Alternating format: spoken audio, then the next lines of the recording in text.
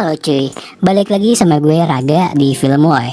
Dan seperti biasa, kali ini gue bakal ngebahas sebuah alur cerita film lagi nih, yang menceritakan tentang seorang wanita atau bisa dibilang tante-tante gitu, yang suka sama seorang mahasiswa dan menjadikannya dia sebagai inspirasinya dalam membuat sebuah lagu. Oke lah, gak usah berlama-lama lagi nih. Inilah dia alur cerita film Lesson Love.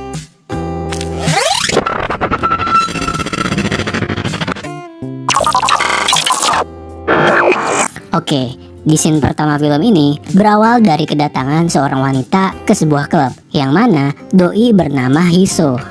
Di sana dia ternyata dapat sebuah kejutan nih dari teman-teman kerjanya, yang sebut aja teman kerjanya ini bernama Jono, dan teman kerjanya yang satu ini bernama Jepri. Karena kebetulan ternyata si tante Hiso ini lagi ulang tahun cuy. Setelah itu bukannya dia malah senang dapat kejutan, dia malah jadi ngerasa risih karena si tante Hiso ini orangnya tuh nggak suka kalau ulang tahunnya dirayain rame-rame gitu. Dan nggak lama dia malah cabut pergi dari klub itu cuy. Next besoknya si tante Hiso datang ke tempat kerjanya di studio musik, yang mana ternyata si tante Hiso ini dia adalah seorang penulis lagu, guru musik, dan sekaligus seorang komposer cuy. Di sana dia ngecek hasil pekerjaannya si Jono nih. Nah setelah beres, dia pun langsung cabut pergi lagi. Malamnya pas si tante Hiso pulang turun dari taksi, dia nggak sengaja cuy ngeliat sepasang cewek dan cowok di taman yang lagi skidi papap cuy. Waduh, pas si tante mau masuk lift, ternyata tiba-tiba cowok yang tadi lagi skidi papap di taman ikut masuk juga ke dalam liftnya si tante cuy. Yang mana itu bikin mereka berdua di dalam lift jadi saling canggung-canggung gitu. Oke, jadi si cowok ini bernama Seyung. Doi ini ternyata adalah seorang mahasiswa dari jurusan seni dan musik. Besoknya di kelas seni, pas si Seyung lagi melukis sama temannya ini yang bernama sebut aja Dodo, mereka berdua malah jadi nggak bisa fokus cuy. Karena apa? Karena apa yang mereka lagi lukis adalah sebuah objek seorang wanita tanpa, yang mana itu bikin mereka malah jadi tegang barengan cuy. Waduh.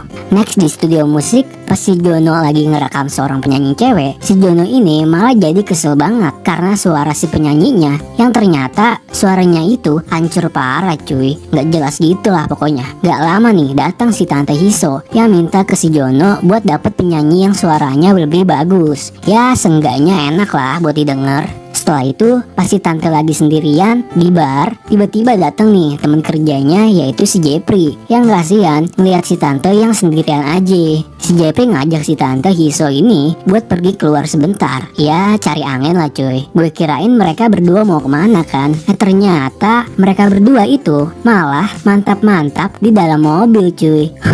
Aduh, mana di bawah jembatan flyover lagi. Tapi karena si tante yang lagi kagak mood buat nganu, dia pun malah pergi dan ninggalin si Jepri di sana. Next pas si tante Hiso lagi belanja di Indomaret, kebetulan aja dia nggak sengaja ketemu sama cowok yang dia lihat waktu di lift itu cuy, yaitu si Seyung, yang kebetulan dia juga lagi belanja di sana. Karena si tante Hiso ini yang penasaran banget sama si Seyung, dia sampai ngikutin dan merhatiin si Seyung gitu. Dan entah kenapa setelah si tante Hiso ini ngelihat si Seyung, dia jadi ngerasa dapat sebuah inspirasi gitu cuy buat bikin lirik sebuah lagu. Besoknya si Seyung sama si Dodo lagi main basket kan. Setelah itu mereka istirahat nih dan nongkrong di depan Indomaret cuy. Tiba-tiba kebetulan aja si tante Hiso ini lewat di depan mereka berdua, yang bikin si Dodo ini malah kagak fokus. Sementara itu si Seyung malah ngerasa kalau dia kayaknya pernah ngeliat cewek itu waktu di lift. Gak lama si Seyung dan si Dodo pergi. Mereka masuk ke sebuah gedung gitu, yang ternyata di dalam gedung itu ada acaranya si tante Hiso nih yang lagi ngadain jumpa pers di sana buat membicarakan tentang bagaimana cara bermain musik piano. Si Dodo ngeliat kan kalau ternyata ada si tante Hiso di dalam. Gak pakai lama mereka berdua langsung OTW masuk cuy. Pas si tante Hiso lagi ngebawain materi, si Seyung ini malah kagak fokus karena dia malah ngeliatin bodinya si tante yang semelehoy. Karena pikirannya dia yang semakin omes, Next, si Sayung malah berhalusinasi yang enak-enak sama si tante cuy. Dan karena udah gak kuat juga nih, si Sayung akhirnya pergi ke kamar mandi cuy. Waduh, pasti mau. Selesai dari acara itu, mereka berdua ketemu sama si Tante Hiso ini. Dan sekalian, mereka yang mau minta nomor WA si Tante. Pakai modus kalau mereka berdua tertarik buat belajar main piano. Next, karena si Dodo udah dapet WA-nya si Tante Hiso, dia pun langsung nyoba telepon dong. Ternyata pas ditelepon, nomornya kagak nyambung cuy. Dia malah jadi kesel karena dia ngerasa udah dibohongin dikasih nomor palsu sama si Tante Hiso. Nah, malamnya di kamar, si Sayung megang kertas gitu kan, yang mana ternyata itu adalah nomor WA si tante yang asli cuy. Jadi nomor WA yang ditelepon si Dodo tadi itu adalah nomor telepon palsu yang diganti sama si Sayung nih. Waduh, pinter juga nih bocah ya. Pas si Sayung coba telepon, ternyata diangkat nih sama si tante. Tapi karena dia masih ngerasa malu-malu, malah dia reject cuy. Gak lama dia malah ditelepon balik sama si Tante Hiso yang nyuruh si Sayung buat langsung ke rumah si tante aja buat belajar main piano. Gak pakai lama dong, dia pun langsung OTW cuy. Di sana si Sayung malah makin gak bisa fokus karena ngeliat si tante yang pakai baju tipis banget, dan dia juga gak sengaja ngeliat si Tante Hiso yang lagi ganti baju gitu. Si Sayung makin gak kuat iman nih pas tangan si tante megang tangannya ngajarin main piano. Lagi enak-enak kan, tiba-tiba emaknya si Sayung nelpon nyuruh si Sayung buat pulang ke rumah. Ganggu aja ya emaknya. Besoknya pas si Sayung lagi ngelukis, datang nih si Dodo yang kaget ngelihat lukisan si Sayung yang ternyata itu adalah lukisannya si Tante Hiso yang kagak pakai. Yang bikin si Dodo jadi curiga dan tahu kalau si Sayung ternyata udah pernah ketemu sama si Tante Hiso ini. Next, si Sayung main lagi nih ke rumah si Tante Hiso sampai nungguin di depan pintu. Nggak lama, akhirnya si Tante Hiso pun datang. Nah, baru juga masuk ke rumahnya, si Sayung udah nggak kuat iman lagi aja cuy. Gara-gara ngelihat bodinya si Tante yang semelehoy. Nggak pakai lama dong, si Sayung langsung sikat si Tante. Dia gendong, dia bawa ke kursi. Nah, di situ terjadilah pergenjotan duniawi. Gak puas cuma di kursi, akhirnya mereka juga lanjut melakukan pergenjotan itu di dapur cuy. Besoknya Tante Hiso ngejemput si Sayung yang pulang dari kampus. Mereka berdua pergi ke sebuah galeri seni gitu. Pas si Sayung lagi ngeliat-ngeliat lukisan, tiba-tiba tangannya si Tante megang tangannya si Sayung dan ngajak Sayung ke tempat kayak perpustakaan gitu. Gue kirain mereka mau baca-baca buku kan, gak taunya si Tante Hiso ini malah karaokein punyanya si Sayung cuy. Waduh.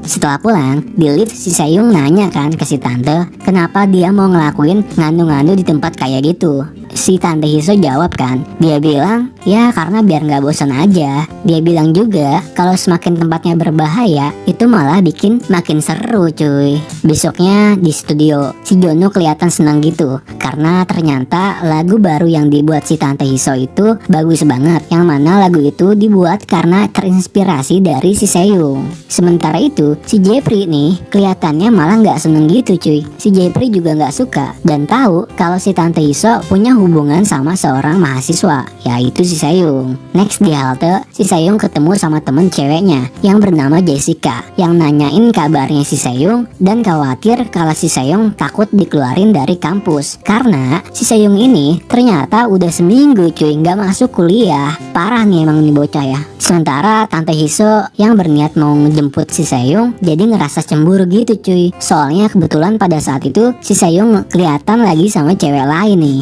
Dan akhirnya si tante malah nggak jadi buat jemput si Sayung. Ketika si tante pulang, ternyata ada temennya nih yang udah nungguin dia di depan pintu cuy. Karena temennya yang udah nggak kuat iman, nggak pakai banyak bacot, si Tante Hiso langsung disikat cuy. Sementara itu si Sayung gelisah nih karena udah seharian nggak ada kabar dari si Tante Hiso. Akhirnya si Sayung OTW ke rumahnya si tante. Pas sampai rumahnya dan masuk ke dalam, si Sayung nggak sengaja nih ngeliat si Tante Hiso yang ternyata lagi lagi bergenjotan sama cowok lain.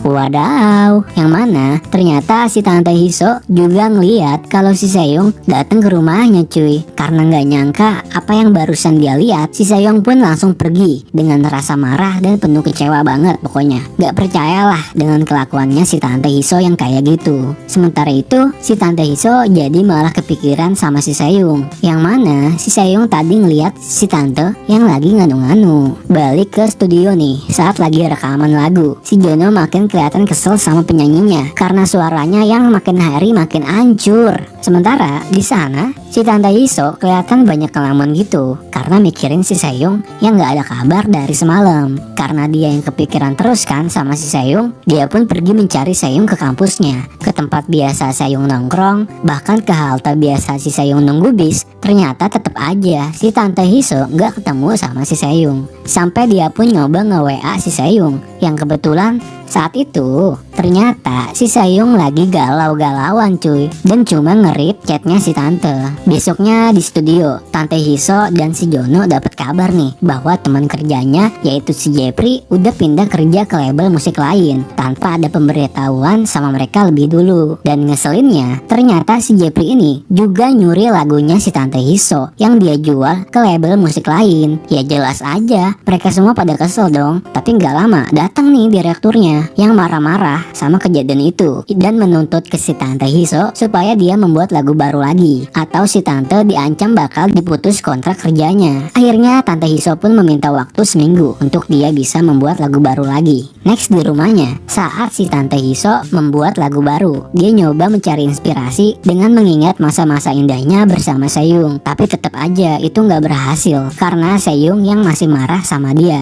Tapi nggak lama nih, tiba-tiba si Seyung malah datang ke rumahnya si Tante cuy. Karena ngerasa kangen banget kan, udah beberapa hari nggak ketemu. Akhirnya tanpa banyak bacot dong, mereka langsung melakukan pergenjotan duniawi cuy.